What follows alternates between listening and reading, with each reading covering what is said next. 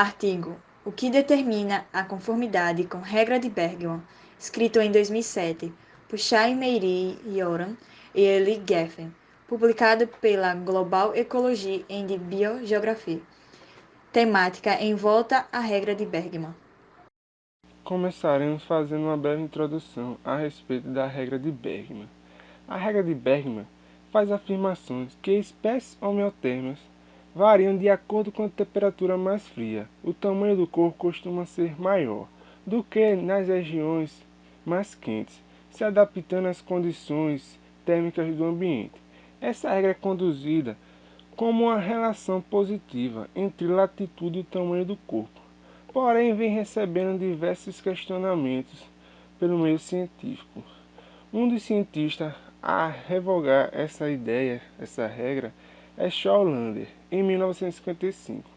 Ele relatou que o controle vascular e o isolamento da pele são medidas mais eficazes para a dissipação de calor e a conservação de mudanças no tamanho do corpo. Outro cientista, Rosenberg, em 1968, propôs que o tamanho do corpo é melhor correlacionado com a produtividade primária ou a disponibilidade de alimentos. Em praticamente todos os estudos feitos com variantes espécies de mamíferos, algumas espécies não estão de acordo com a regra de Bergman. Dessa forma, foram feitos diversos estudos em busca de resolver perguntas. Por exemplo, por que a latitude é um forte preditor do tamanho do corpo em tão poucas espécies? O estudo dos tamanhos de corpos pode revelar mecanismos e forças que estruturam a diversidade biológica, contribuindo na melhora da generalidade e na previsibilidade de modelos ecológicos. Diante das controvérsias, muitas hipóteses foram propostas ao longo dos anos para explicar o padrão. Vários estudos com animais ectotérmicos. A hipótese da resistência à escassez de recursos postula que animais de grande porte poderiam tolerar a mais, aumentando suas reservas energéticas de gordura, ao invés de aumentar suas taxas metabólicas. Essa dissertação se propõe a testar a aplicabilidade da regra sobre óticas distintas através de 2 estudos de caso, que abrangem situações contrastantes em termos de nível de organização, de fonte de energia, de ambiente e de extensão geográfica. Embora o número de estudos relacionados à regra de Bergman tenha aumentado bastante na última década, existem claros vieses na literatura. É ilustrativo o fato de que 28% dos 390 artigos publicados sobre a regra de Bergman entre 1991 e 2013 tenham sido realizados com mamíferos. Métodos para a utilização da regra de Bergman. Feitas medições de crânio e dentes de 79 espécies carnívoras encontradas no Museu de História Natural, como o comprimento do primeiro inferior molar. Tomadas com paquímetro digitais a 0,01 mm, precisão ou pinças vérnies a 0,02 mm para medidas superiores a 300 mm. Utilizando apenas espécies adultas de mamíferos insulares, analisando apenas espécimes do continente, sendo registrado a latitude para cada uma delas, apenas as quais a precisão são razoáveis. Como a regra de Bergman relaciona o tamanho do corpo com a temperatura ambiente, a abordagem pode melhorar a detecção do padrão. As espécies utilizadas foram de espécimes adultas e homólogos no mesmo continente com dados registrados de latitude e localização precisamente conhecidas. Os dados de todos os espécimes de cada espécie foram reunidos independente de continente e sem distinção entre latitude, norte ao sul do Equador. O coeficiente de determinação R2, obtido para comparar a tendência de espécies em variar seu tamanho de acordo com a latitude, onde foram pegos dados comparáveis na literatura para complementar esses dados. O presente estudo procurou, através de seus dados, explicar a variância em R2 de CBL e M1, em função da latitude por inúmeras variáveis independentes: peso, latitude, área de alcance de distribuição, diversidade de habitat, média de temperatura mínima, variação anual de precipitação e variação de produtividade primária líquida, utilizando regressão múltipla.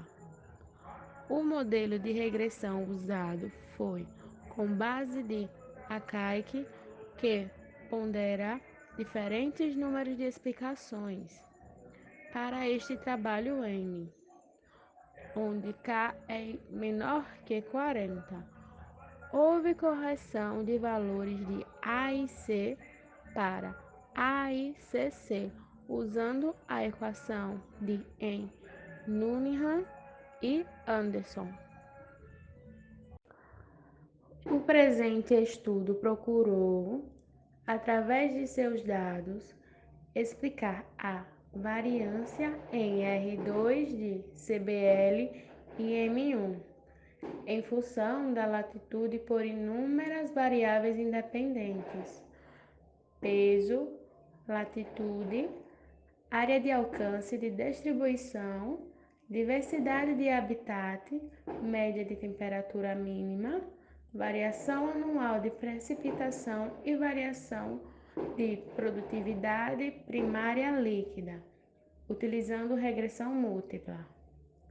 O modelo de regressão usado foi com base de Akaike, que pondera diferentes números de explicações K para este trabalho M barra K menor que 40.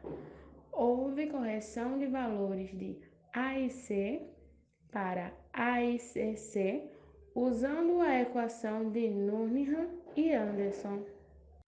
Dados obtidos de massa corporal, faixa de latitude, áreas de distribuição, diversidade de habitats dentro da faixa, a mais baixa temperatura e entre outros. Coletado no museu e em livros de literatura para serem utilizados em mapas de distribuição de todas as espécies de ação carnívoras. Relatos de espécies de mamíferos. Com esses mapas, foi possível calcular o total de área de distribuição, utilizando imagens latitudinais do programa para cada espécie, sendo feita uma estimação de espécies sobrepondo cada uma no mapa global de biomas. O sexo foi abordado como uma variável adicional. Os espécimens foram agrupados independentemente do sexo. Houve regressão do tamanho na latitude para cada espécie. A partir de mapas de distribuições de publicações da IUCN, American Society of Mammalogists e de Long, foi calculada a área de distribuição total usando o programa versão 1.63, os dados das proporções usando o programa Multispec. Sabe-se no presente estudo que quanto maior a intercorrelação entre as variáveis independentes, menor será a tolerância. A média de tolerância obtida para as variáveis independentes consideradas altas denota baixa correlação entre elas. Usando o A e C, o melhor modelo encontrado foi a amplitude latitudinal. Considerando a filogenia, o melhor modelo continha área, variação de chuva e temperatura. O melhor modelo e os 3 melhores são igualmente suportados. Os dados também apontam que todos os 5 melhores modelos de filogenia e sexo foram igualmente suportados. Todas as variáveis explicativas mostrou positiva relação a R2.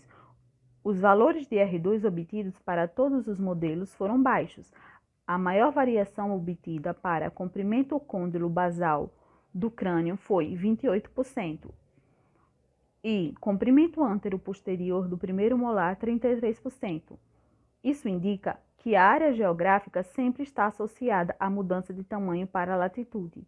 As variáveis conseguem explicar por que algumas espécies mudam de tamanho com a latitude, porém, há uma parcela de 65% que não é explicada. Os autores argumentam que se o fator-chave que influencia o tamanho corporal sofrer uma grande variação em toda a gama, há uma expressa mudança geográfica do tamanho corporal, o que é sustentado pelos dados. Já a amplitude de latitude, área de alcance de distribuição e diversidade de habitat demonstraram não interferirem diretamente no tamanho corporal, embora haja correlação com essas mudanças, visto que elas se dão por vários fatores. Para algumas das espécies, a disponibilidade de alimento na fase de desenvolvimento possui uma relação muito forte com o tamanho corporal do indivíduo na fase adulta. Este fator foi atribuído ao tamanho corporal de muitos mamíferos. Em carnívoros, o tamanho da presa e frequência de alimentação mostraram forte relação com o tamanho corporal. Os dados obtidos demonstraram que a produtividade primária líquida influencia o tamanho do dente, tendo maior influência em carnívoros que o tamanho do crânio. A hipótese é de que a latitude influencia no aumento do tamanho corporal se a área em questão houver disponibilidade de alimento, estando correlacionadas. Nas espécies em que a disponibilidade de alimento não varia entre norte e sul, o fator latitude não tem influência, não tendo relação com o que foi previsto por Bergman. Os autores apresentam o caso do urso pardo e lobo. O urso possui uma grande área de alcance e ampla faixa de latitude, mas o tamanho de seu corpo é independente da latitude. Já o lobo possui uma forte correlação com a latitude. Este caso mostrou que a disponibilidade de salmão está mais correlacionada ao tamanho corporal do urso. Este recurso não sofre com a latitude, mas em leste-oeste, horizontalmente. Já com o lobo, o recurso varia em norte e sul, verticalmente. O ocorrido com o urso também foi observado em outros mamíferos nesse estudo. Os autores também sugerem que outros fatores estão associados com a disponibilidade de alimento, que é um fator-chave para interferir no peso corporal.